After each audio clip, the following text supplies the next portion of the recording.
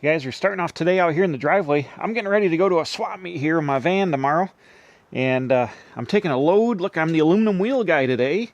I've got a set of Jeep Cherokee wheels. I'm going to basically sell these for like scrap price. Like if I get 60 bucks for the 4, that's scrap.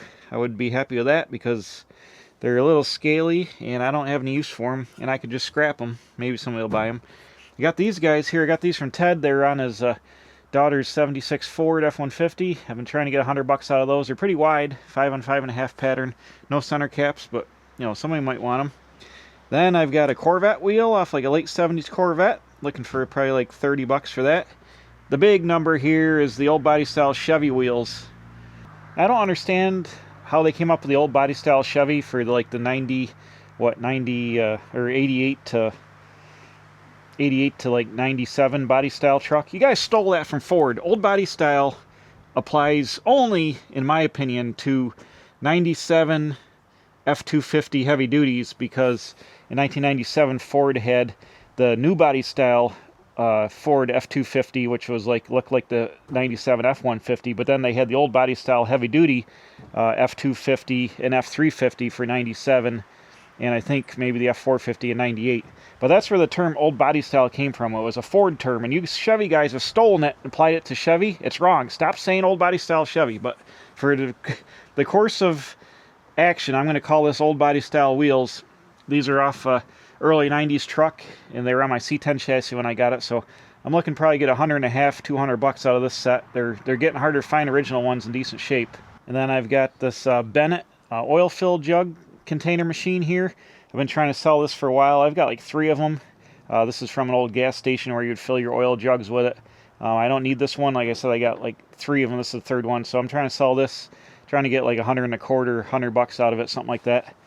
Here's the big money item stuff. Right here, this is a seat that was in that blue 72 Deluxe when I bought it. It's actually a 73 to 76 Chevy seat. And the tracks are a little bit different. It's a little surface rusty underneath, but that could be cleaned up. I'm going to try to get, even with a tear, you know, the square body trucks are all the money. I'm going to try to get 150, 200 bucks out of the seat, just because it's the early one. And actually, if you just sewed up the pattern there, you could run this in your patina truck. So I'm going to try to get decent money out of the seat. And then in the back of the van, what do I have? Aha! More stuff. Oh, if you saw Ted and I's wild weekend adventure where we went to a swap meet and I bought a fiberglass T. I'm selling the turtle deck because I need just the T body. I'm going to build a little like Tweety Pie style T-bucket yard art out of it, so I don't need the T turtle deck. And this is pretty cheap and rough. I'm going to try to get like, I don't know, 60 bucks out of that. I got the 73 to 87 step side square body taillights with the factory brackets and factory harnesses. Try to get 50 bucks out of those. And then another big deal interior piece, even though it's a little rough. This is a 93 to 97 F-150, F-250, F-350. Well, it's the same interior. Here, I'll show you. It's the same interior in this truck. It's the, and you're saying, why don't you keep them and swap your seats out? Your seats are trashed.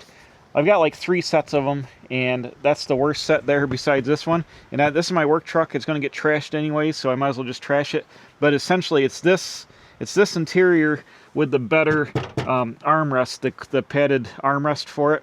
So this is a little bit different, but it's the rear seat and the seat, and the money's in the seat brackets. You need the seat brackets to put them in the truck, so it comes with the seat brackets and the fancy padded console, and then the seats. So these seats don't have armrests, and this is your armrest. My truck has got the armrest. It's one step down, but these seats I have, like I said, I have like 2 or 3 other sets of these. I think 2 sets left. I forgot a regular cab and another extended cab set. So I don't need this set. They're a little grungy and worn and have a little bit of cigarette damage on them, but these are, I've seen guys with worse set seats than this try to get like 400 bucks of them out of the pick and pull. They pull them out and they're really hammered, and they try to get big money out of them. So I'm trying to get, I don't know, 150 or 200 bucks out of this set. I'll start maybe 200 and go down from there. So hoping to offload some soft goods, and aluminum wheels are easy for me to store. I just throw them out in a pile when I'm not using them, but I don't need this many aluminum wheels I'm not going to run, and I don't want to scrap them. If I can get scrap price out of them, but somebody could use them, or a little bit more than scrap price out of them, it's not worth my time to take them to scrapyard and ruin them all, especially those. People are going to want those. These, you know, somebody needs them for a beater truck, sure. The Jeep ones are pretty much worthless, but if I could get scrap price, I'd be happy. The big problem is my tires, I just noticed on my trailer, are severely dry rotted. These were on my box trailer when I got it from my friend Bill, and they're like new, but they're 11 years old, and he parked it, as you can see, in mud puddles, and it's completely ruined this tire. It's dry rotted and starting to delaminate at the tread bad.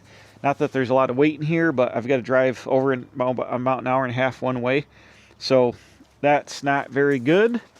Luckily, I just happen to have in stock right over here on the Diplomat. I had a set of trailer tires that are also the same age, but they're not dry rotted nearly as bad as those Goodyear Marathons. And these cop car wheels will bolt right on that trailer. So I'm going to jack the trailer up, pop these guys off, and also notice my bearings are just a touch loose, so I can tighten up the bearing nuts. I'm going to slap the cop car wheels onto here, and then I have another set of cop car wheels with tires to put on the front of that down below, or else I'll get another set of trailer tires, one of the two. But this tire I don't see as much dry rot in it, but you can't, you know, it sat in the mud here too. I'm not going to trust it. Unfortunately, the tread's like new, but that one on the other side, I don't trust it to go all the way up there. So I'm going to swap them off real fast, and then I'll show you what I'm working on in the shop. Well, you should always be filming. I don't have a film crew, so I wasn't filming, but I almost died. You guys missed it. You're like, wait a minute. I thought you were taking the cop car wheels off the front of the car. I was. I got to go rob these off the back of the '69 Corvette sedan out back. This is the nicest set of cop car wheels I've ever found. I think they're like new old stock almost, and they got some overspray on them from being somewhere, but they are like brand freaking new.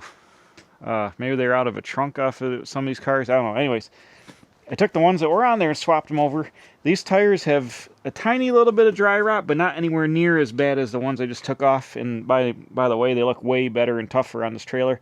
So I'll go ahead and I'll get some better trailer tires eventually for this trailer. I went on this side and I tightened up the bearing, not on this side, one click on the cotter key, and so we're all good there. But I'll show you what almost happened, almost killed me. Oh, here, the '69 Corvette 500 sedan. Well, let's step back. This stupid jack, see how the car is spread apart? Well, the car were about a foot apart, and I had a heck of a time getting the left rear wheel off. I got this one off, no problem. And then I was in here, kind of like fighting it. Luckily I was back here, but you see the impression in the artificial turf where the tire was, so the cars are only a foot apart. And I was wrestling with her, and it was jacked up on that little jack, and apparently both wheels are off the ground. And the thing went and tipped the jack over and dumped the whole car off the jack, and then it rolled about a foot ahead. So that was exciting, and I lost one of the 5 reverse thread lug nuts. Went flying somewhere when that happened. But anyways, luckily it didn't tip the other way and like pinch me between the two cars. That would have sucked. So I guess it's going to live here now until I get the wherewithal to straighten it out. But now this guy's sitting on, I had this car on four cop car wheels. Now it's sitting on 4 trailer tires. The junk trailer tires are good enough for holding it up.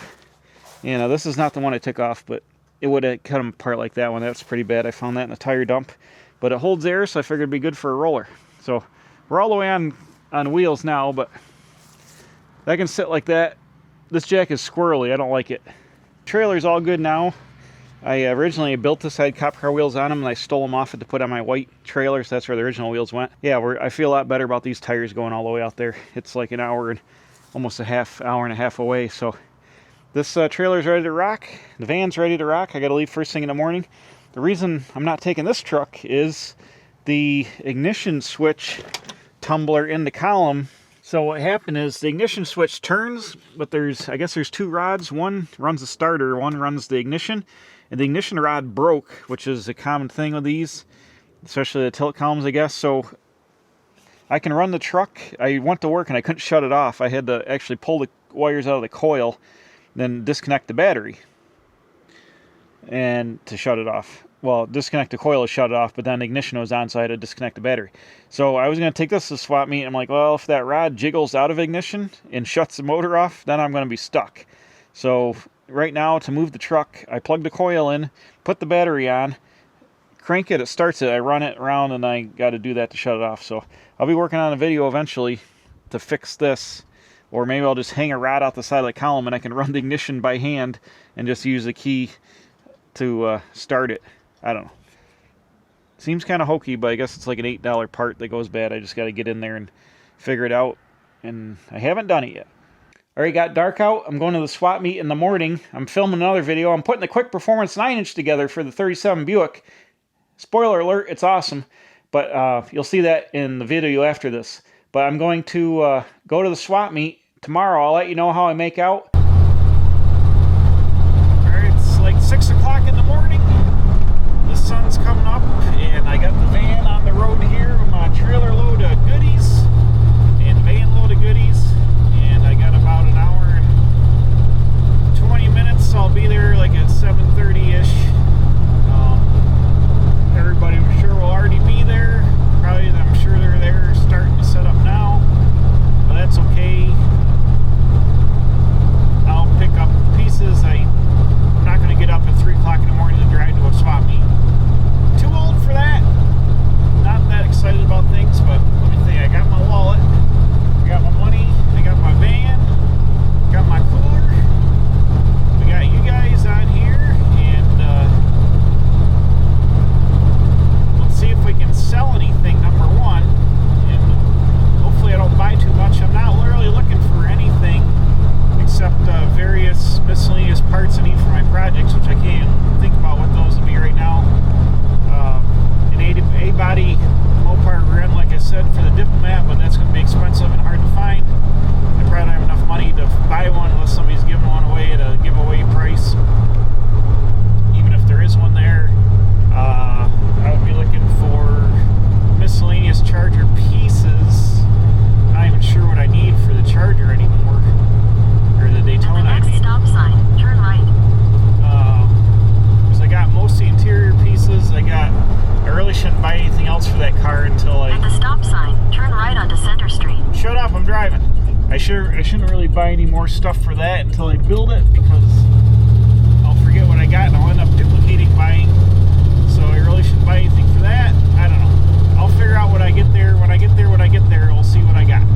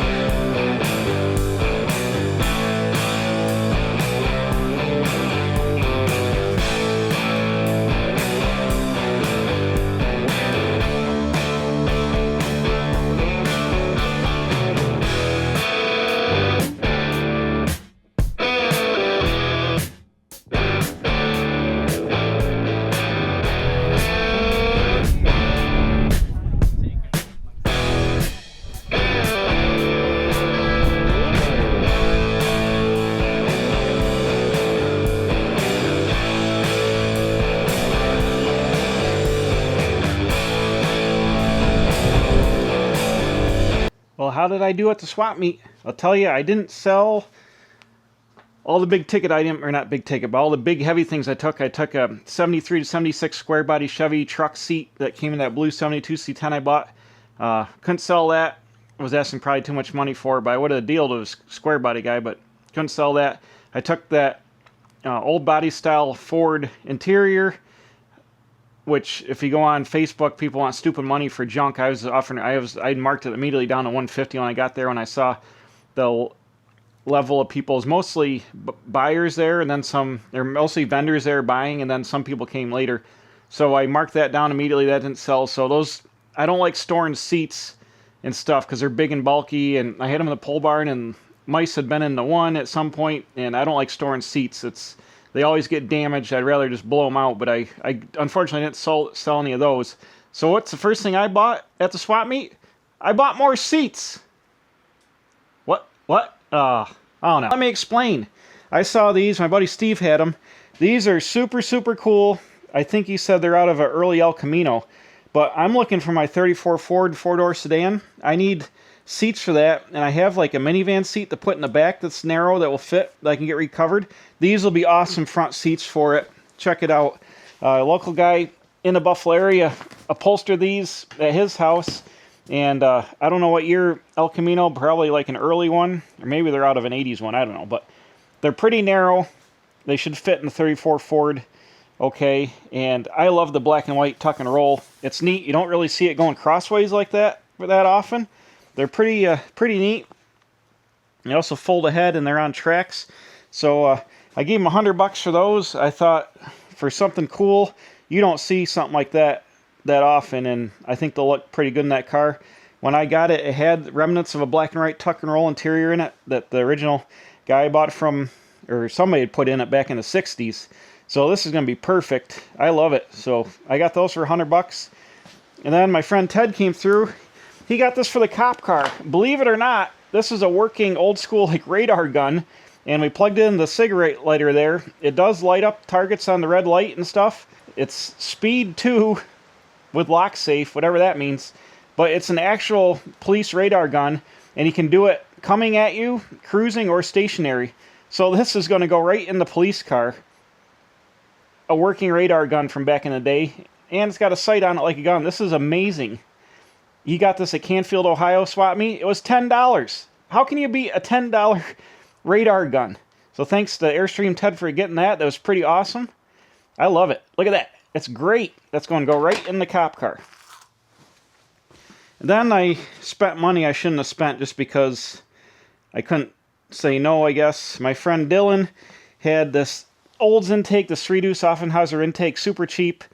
And I'm like looking at these 8BA heads, even though I'm not an 8BA guy. And I was looking at these, I think they're repops, these Corvette valve covers.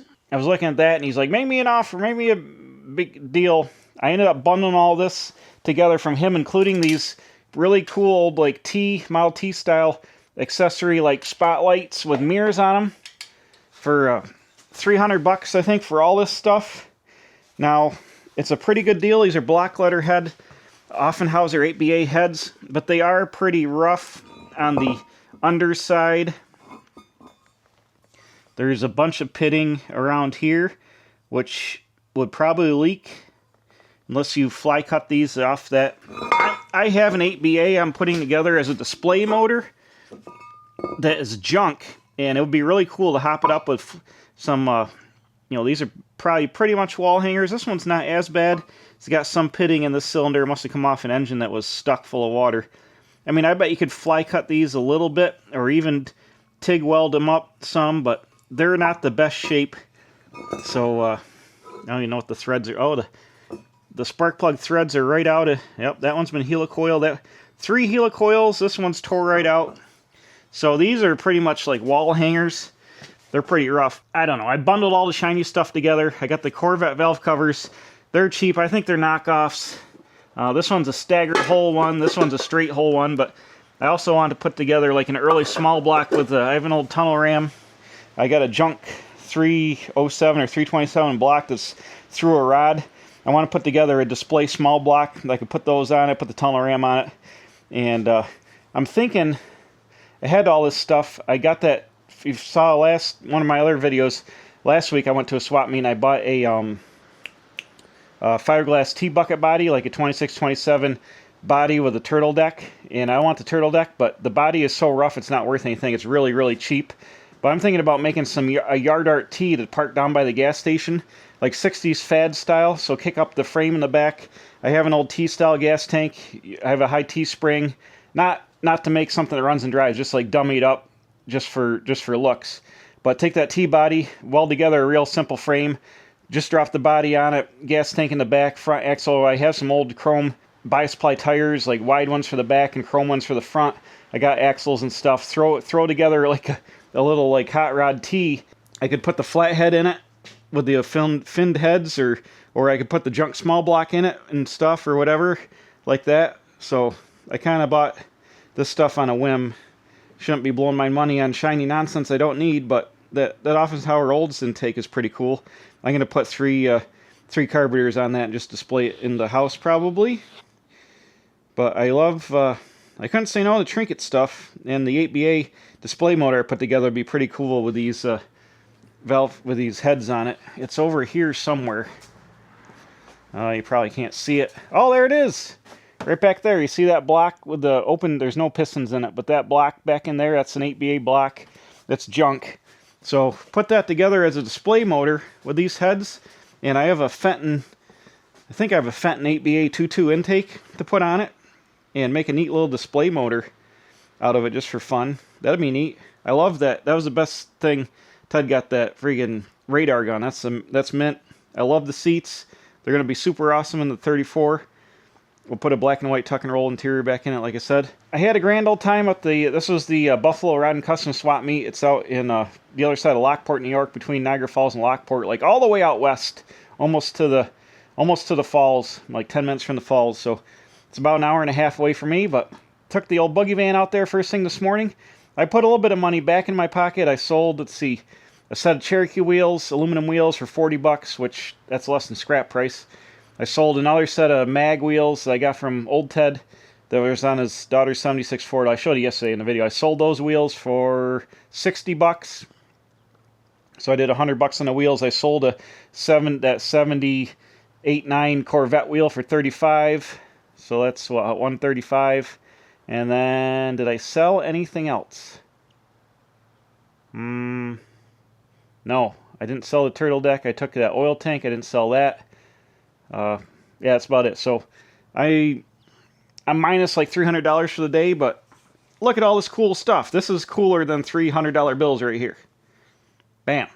That was a good time. I got to get back to work here in the shop, and I got to mow the lawn before it gets dark. But we'll see you guys next time. Thanks for watching. I love buying old junk. Unfortunately, I need to sell some of my junk that I really don't want to get rid of it, but now I've got to go stash interiors somewhere that I really don't care about, but have a little bit of value, so they just can't sit outside. Never-ending struggle here at the Quick Speed Shop. Well, thanks for watching. Tell your friends. Send them a video. Say, hey, watch this. We'll see you next time. Bam. Doing something here. I don't know what it is, but you'll see it at the Quick Speed Shop.